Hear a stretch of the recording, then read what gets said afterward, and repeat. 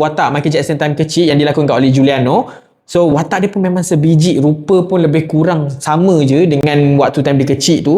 Giuliano ni dia membawa watak Michael Jackson time muda, time budak-budak lagi. And then lagi satu watak yang boleh aku amaze juga is watak bapa dia sendiri, Joseph Jackson, iaitu dilakonkan oleh Coleman Domingo. So watak dia ni memang akan buat korang marah gila, geram tengok watak ni. So watak ni adalah watak bapak dia sendiri. Dia dera Michael Jackson. Boleh kau nampak lah, dia memang bapak yang selfish, yang pentingkan diri sendiri.